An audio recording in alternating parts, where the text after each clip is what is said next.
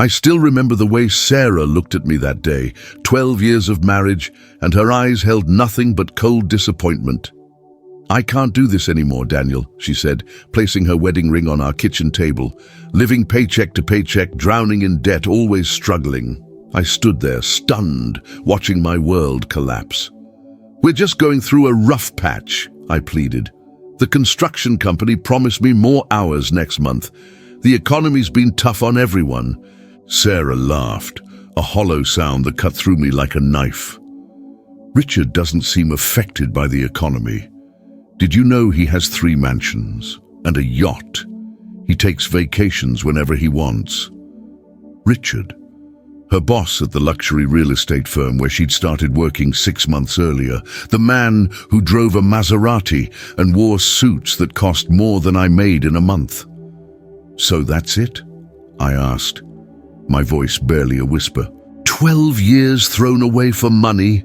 Sarah grabbed her already packed suitcase. "He has ambition, Daniel. He builds empires while you fix other people's broken homes. He has wealth, you only have debt." Those were her last words to me. The door closed, and just like that, my wife was gone. For weeks, I was a ghost. I dragged myself to construction sites, hammered nails, installed drywall, came home to an empty house, and drank until I couldn't feel anymore. My co-workers stopped inviting me out. Friends stopped calling. I was drowning. Then one morning I saw them in the local paper, Sarah and Richard at some charity gala. She was draped in diamonds, smiling wider than she ever had with me. The caption mentioned Richard Coleman, real estate mogul and philanthropist, and there was my Sarah, now introduced as his fiancée. Something snapped inside me, not toward revenge, but toward change. I looked around at my shabby apartment, at the unpaid bills, at the life that had cost me everything I loved. That night, I applied to the local community college. At 38, I was the oldest student in most of my accounting classes. I worked construction during the day, studied until midnight, slept a few hours, and did it all again. I was fueled by a singular purpose, never to be powerless again. 2 years of grueling work later, I graduated with honors. My accounting degree opened doors I never thought possible. I was hired by Williams & Foster, one of the most prestigious forensic accounting firms in Boston. They specialized in fraud detection, following the money trails that criminals tried to hide. "You have an unusual background, Daniel," my new boss, Mrs. Foster, told me. "Most of our accountants have never swung a hammer, but you understand how things are built, how they can fall apart. That perspective is valuable." 6 months into my new career, Mrs. Foster called me into her office. "We've been hired to investigate financial irregularities at Coleman Luxury Properties," she said, sliding a folder across her desk. My heart stopped. Coleman. Richard Coleman. "Is that a problem?" she asked, noting my expression. I composed myself. "No, ma'am, no problem at all." "Good, because this is a major case. The SEC suspects Coleman has been running a Ponzi scheme, using new investor money to pay returns to earlier investors while siphoning millions for his personal use. We need solid evidence. You'll be working with Auditor Torres from the IRS." That night, I stared at the case file for hours. Photos of Richard's properties, his charity events, his business partners, and in several photos, Sarah. My Sarah, now wearing his rings, hosting his parties, standing by his side. The next morning, I met Maria Torres at her office. She was razor sharp, with 20 years of experience taking down financial criminals. "This guy's good," she said, spreading documents across her desk. "He's built a web of shell companies, offshore accounts, property transfers. But there's always a trail." I nodded. "Then let's follow it." For weeks, we dug through mountains of financial records. Richard had created a labyrinth of transactions designed to confuse and mislead. But slowly, meticulously, we mapped his empire of lies. "Look at this," I told Maria one evening, pointing to a pattern I discovered. "He's been transferring funds through these 7 entities before they land in this account in the Caymans." Maria whistled. "How did you spot that?" I shrugged. When you build houses, you learn that everything needs a foundation. I just found his. The deeper we dug, the more shocking the fraud became. Richard had stolen over $30 million from investors, many of them retirees who had trusted him with their life savings. He'd used the money to fund his lavish lifestyle, the mansions, the yacht, the private jets, the diamonds around Sarah's neck. Then I discovered something that made my blood run cold. Sarah wasn't just Richard's fiancée, she was complicit. Her signature was on dozens of fraudulent documents. She had knowingly participated in destroying people's lives. "Daniel," Maria said gently, seeing my expression as I stared at Sarah's signature. "Is there something you need to tell me about this case?" I took a deep breath.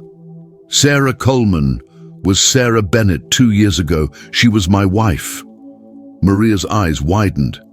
"Jesus, Daniel, you should have recused yourself." "I know," I admitted, "but I needed to see this through."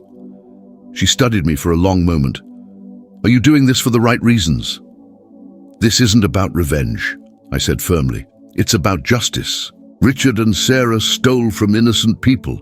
They need to be held accountable." After a pause, Maria nodded. "All right, but from now on, I verify everything you find, and you stay away when we make the arrests." I agreed to her terms. We spent another month building an airtight case, documenting every fraudulent transaction, every lie, every victim. The evidence was overwhelming. The night before we were set to present our findings to federal prosecutors, my phone rang. It was Sarah. "Daniel," her voice was shaky, "I need to talk to you." "I have nothing to say to you," I replied coldly. "Please," she begged, "something's wrong with Richard. He's been acting strange, moving money around. He bought one-way tickets to a country with no extradition treaty. I'm scared." My hand tightened around the phone. "Why are you calling me? You made your choice." There was a pause. "Because you were always the most honest person I knew." The irony was almost too much. "Goodbye, Sarah." "Wait. Daniel, I think Richard is planning to leave the country tomorrow with all the money without me." I froze. If Richard fled, all those victims would never see justice. "Where is he now?" I asked. "At a dinner with investors. He'll be back around midnight to get some files from the Home Office. Then we're supposed to leave for the airport at 4 a.m. I immediately called Maria. Within an hour, we had federal agents positioned around Richard's mansion and a judge signing warrants. At 12:30 a.m., I sat in an unmarked car with Maria and 2 FBI agents, watching Richard's gated estate. Right on schedule, his Maserati pulled into the driveway. Minutes later, lights went on in his home office. "Ready?" Maria asked the agents. They nodded, checking their weapons and badges. "Daniel, you stay in the car," Maria ordered. "That's non-negotiable." I watched as they approached the gate, showed their credentials to the security guard, and were let in. 20 minutes later, they emerged with Richard in handcuffs, looking shell-shocked. Sarah followed behind them, crying as another agent led her to a separate vehicle. As they walked Richard past our car, his eyes met mine through the window. For a moment, recognition flickered across his face, followed by confusion, then rage as understanding dawned. I simply nodded once, my expression neutral. The next morning, the arrests made headlines. Real estate mogul and fiancé charged in $30 million fraud scheme. The story detailed how a team of forensic accountants and federal investigators had uncovered one of the largest real estate fraud cases in the state's history. Mrs. Foster called me into her office that afternoon. "Excellent work, Daniel. The firm is very pleased." "Thank you," I replied. "What happens to the victims?" "The feds seized all of Coleman's assets. The money will be returned to the investors." She studied me for a moment. The U.S. attorney mentioned that Sarah Coleman is cooperating, providing evidence against her fiancé in exchange for a reduced sentence. I wasn't surprised. Sarah had always been a survivor. 6 months later, I received a letter from the county jail, Sarah's handwriting. "Daniel, I don't expect forgiveness, but you deserve an explanation. I was dazzled by Richard's wealth, too blind to question where it came from. When I finally realized the truth, I was already implicated. I was too scared and ashamed to leave. What you did was right. I'm serving 3 years, and I'll spend the rest of my life paying restitution. Richard got 20 years. The irony isn't lost on me that you, the man I left because he only had debt, were the one who followed the rules and came out ahead. I hope someday you find someone who values your integrity more than I did. I folded the letter and put it away, not out of anger, but because I'd already moved on. The following week, Mrs. Foster promoted me to senior investigator. My first assignment was a major construction company suspected of labor fraud, paying undocumented workers below minimum wage and pocketing the difference. As I prepared to meet with whistleblowers, I thought about how life comes full circle. I had lost everything and rebuilt myself from the foundation up.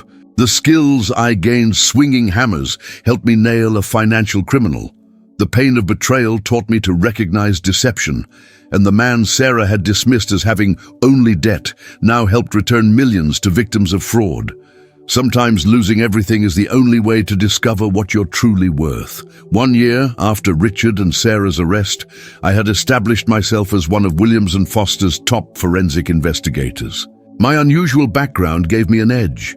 I understood both the financial maze of white-collar crime and the real-world struggles of everyday people. "You've got another high-profile case," Mrs. Foster announced one Monday morning, handing me a thick file. "Westridge Construction.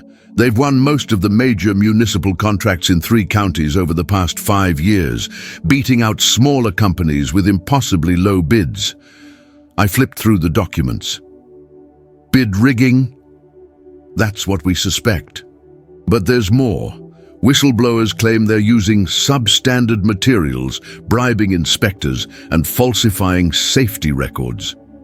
I studied the company profile. Westridge was owned by Maxwell Barnes, a politically connected businessman who appeared in society pages almost as often as Richard had. The twist, Mrs. Foster continued, is that several of the whistleblowers are former employees of smaller construction companies that went bankrupt after losing bids to Westridge. My interest piqued. "Which companies?" She consulted her notes. "Primarily Jenkins Brothers Construction and Adamson Building Group." I felt the blood drain from my face. Jenkins Brothers was where I had worked for almost a decade before they shut down. The company that had laid me off when I needed income the most, right before Sarah left. "Something wrong, Daniel?" Mrs. Foster asked, noticing my reaction. "Jenkins Brothers was my former employer," I explained. "The layoff from there was what started the financial troubles that..." I trailed off, not wanting to finish the sentence. Mrs. Foster's eyes softened with understanding. "That led to your divorce." "I see." She paused. "Do you want me to reassign this?" I shook my head firmly. "No, I want this case." That afternoon, I met with Tim Jenkins, my former boss and owner of the now-defunct construction company. Time hadn't been kind to him. The once robust, confident man who ran the largest family construction business in the county now looked deflated, with deep lines etched into his face. "Daniel Bennett," he said when I walked into the coffee shop. "Never thought I'd see you in a suit." "Life takes unexpected turns," I replied, sitting across from him. "That it does. I heard about Sarah and what happened with Coleman. You did good work there." I nodded my thanks. "Tell me about Westridge and what happened to Jenkins Brothers." Tim's expression darkened. 5 years ago, we were thriving. 3 generations of builders, 30 employees, solid reputation. Then Westridge moved into the area and started undercutting everyone on municipal bids. We couldn't figure out how they were bidding 20% below cost and still making profits. "You think they were rigging the bids?" "I know they were." Tim pulled out a worn notebook. "I kept records. Dates, contracts, the officials who approved them. The same city council members who took campaign donations from Barnes just happened to vote for his contracts, even when they made no financial sense. I reviewed his meticulous notes. Tim had done impressive detective work for a builder with no financial training. The final blow came when we bid on the county hospital expansion. Tim continued. It was our specialty. We'd done 3 hospital projects before. Our bid was tight, but fair. Westridge underbid us by nearly $1 million. 6 months later, I was bankrupt, and my employees were scattered to the wind. Including me, I thought silently. What happened with the hospital project? I asked. Tim's face flushed with anger. They cut corners everywhere, used Chinese drywall that leaked toxic chemicals, installed fire suppression systems that failed inspection 3 times. The concrete foundation is already showing cracks. But somehow they passed all the final inspections. Bribes, has to be, but I couldn't prove it. Until now. Tim leaned forward. 2 months ago, an inspector who approved the hospital project bought a vacation home in Florida. A guy who makes $65,000 a year suddenly has a $900,000 beach house. And guess who sold him the land at a suspiciously low price? Maxwell Barnes, I guessed. Tim nodded. Through one of his shell companies. I've been gathering evidence like this for years, but nobody would listen to a failed businessman with a grudge. As I drove back to the office, my mind raced. This wasn't just about financial fraud, it was about public safety. If Westridge had compromised on hospital construction, people's lives were at risk. For the next 3 months, I worked the case relentlessly. I interviewed former Westridge employees, tracked money through dozens of accounts, and built a comprehensive map of Barnes's corruption network. The scheme was both sophisticated and breathtakingly brazen. Barnes had created a web of subcontractors that existed only on paper. Westridge would win contracts with impossibly low bids, then charge for unexpected complications that drove the final price well above competitors' original bids. The phantom subcontractors allowed him to inflate costs, hide profits, and avoid taxes. Most disturbingly, I discovered what happened to the money saved by using substandard materials. It went directly to bribes, consulting fees to building inspectors, donations to politicians, and outright cash payments to city officials. Late one evening, as I reviewed financial statements, I noticed something odd about a series of payments from Westridge to a company called Sunbelt Properties. The amounts were substantial but irregular, and the timing corresponded to key contract awards. I dug deeper and discovered that Sunbelt was registered to a familiar name, Richard Coleman. My heart raced as I followed this new thread. Coleman and Barnes had been partners. Richard had provided the real estate component of Barnes's scheme, buying properties near planned development projects before they were announced publicly, then selling them at inflated prices once the Westridge contracts were secured. But the most shocking discovery came when I uncovered the original source of Westridge's financing. The company had been launched with a $5 million investment from a Cayman Islands account, the same account where Richard had hidden money stolen from his investors. The full picture emerged. Richard's fraud had directly financed the company that destroyed Jenkins Brothers, which led to my layoff and financial troubles, which contributed to Sarah leaving me for Richard. The circle was complete. When I presented my findings to federal prosecutors, they were stunned by the extent of the corruption. The U.S. attorney immediately empaneled a grand jury. "This is bigger than Coleman's case," Maria Torres told me as we prepared our testimony. "Barnes has compromised the integrity of public infrastructure. The hospital, 3 schools, a water treatment plant, they all need to be thoroughly re-inspected." The day before the grand jury was set to hear evidence, I received an unexpected visitor at my office. Maxwell Barnes himself walked in, flanked by 2 expensive-looking lawyers.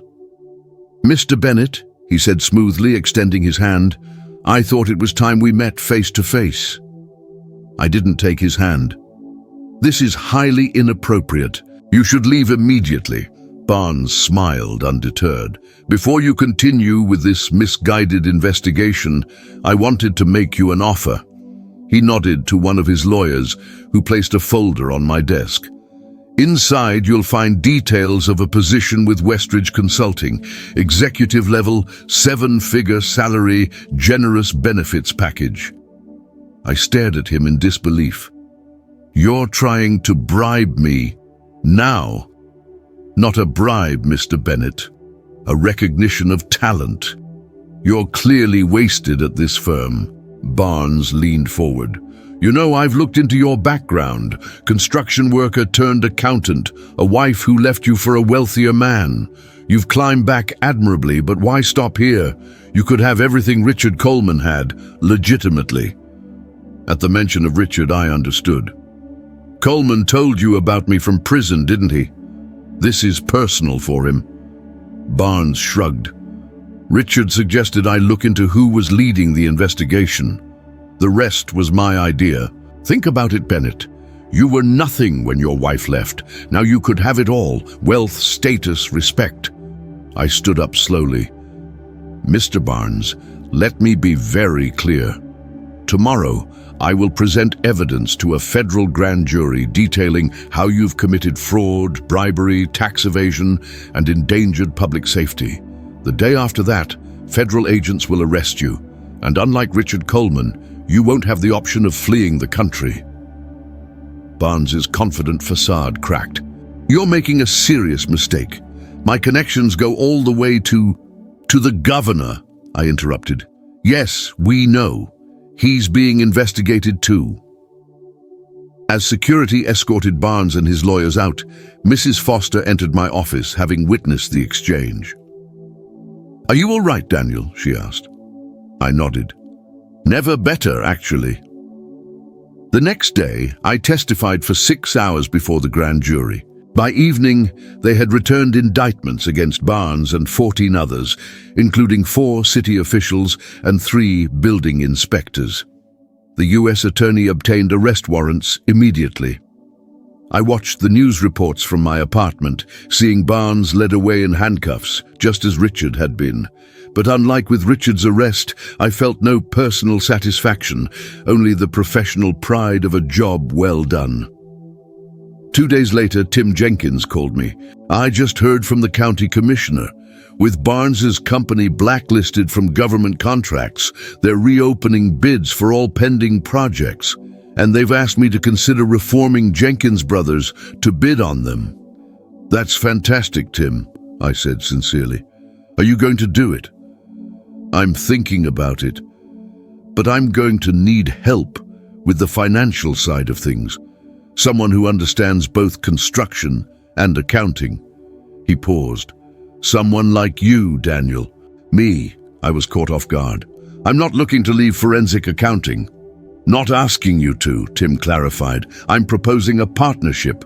You keep your job, but consult with us on bids, contracts, compliance.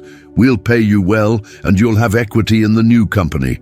Jenkins and Bennett Construction has a nice ring to it, don't you think? The offer was unexpected but intriguing. It would be a way to reconnect with my construction roots while using my new skills. I'll think about it, I promised. That weekend, as I contemplated Tim's offer, I received a visitor I never expected to see again. Sarah stood at my door, looking nothing like the glamorous woman who had left with Richard. Her designer clothes and jewelry were gone, replaced by simple jeans and a sweater. She'd been released early for good behavior and cooperation. Daniel, she said softly, I wasn't sure you'd see me. I almost didn't, I admitted, letting her in. We sat in uncomfortable silence until Sarah finally spoke. I heard about the Westridge case, about how it connected to Richard and to Jenkins Brothers. She looked down at her hands. It's strange how everything circles back, isn't it?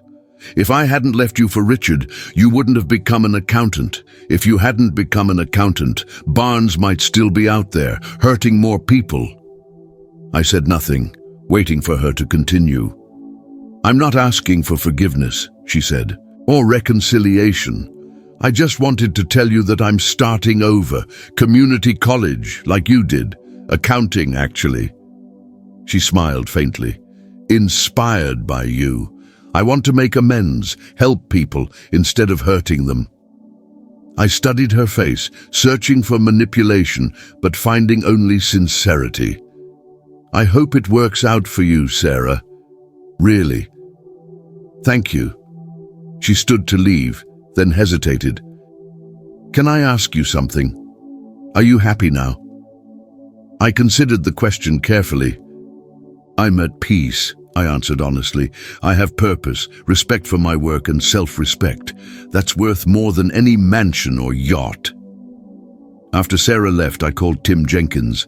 "I'm in," I told him. "Partnership sounds good, but with one condition. We create a foundation that helps victims of contractor fraud, people who've lost money to companies like Westridge." "Done," Tim agreed immediately. "We'll set aside a percentage of profits every year." 6 months later, Jenkins and Bennett Construction won its first major contract, renovating the county hospital to correct Westridge's substandard work. Our bid was fair, transparent, and honest. We hired back many of the workers who had lost their jobs when the original company folded. On the day construction began, I stood at the site in a suit and hard hat, bridging my past and present.